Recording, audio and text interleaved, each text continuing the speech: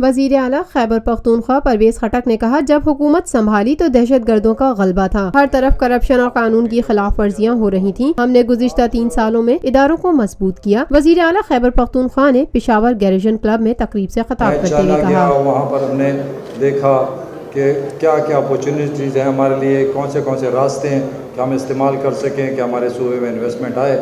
تو اس کے بعد ہم نے صوبے میں یہاں پر ہر محکمے کو تیار کیا، ہم نے اپنے پروجیکٹس تیار کیے اور تقریباً 100 سے زیادہ پروجیکٹس ہم چائنا لے کر گئے۔ لیکن ایک بات واضح ہے کہ یہ پروجیکٹس انویسٹمنٹ پروجیکٹس ہیں، یہ قرضہ نہیں ہے۔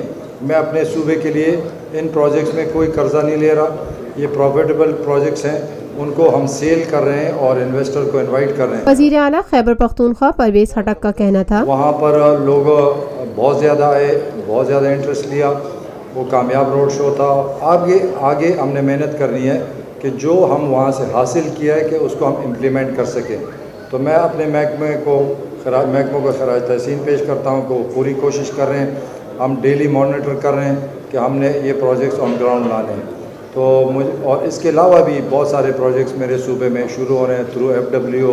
پرویز خٹک نے مزید کہا، ہمارے ملیشین کے ساتھ ایگریمنٹس ہوئے، ہمارے سیمنٹ فیکٹری کے ہم نے ایوارڈ کیے ان کے لیے سائٹس، تو بہت ساری انویسٹمنٹ آ رہی ہے کیونکہ ہمارا صوبہ بے روزگار ہے۔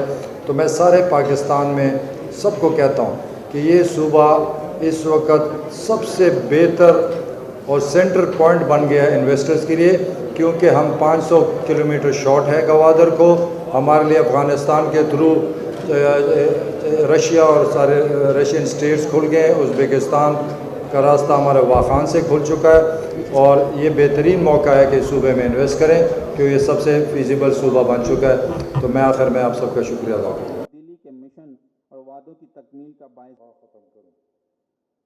Lotus Lake Towers, a groundbreaking endeavor by Lotus Properties.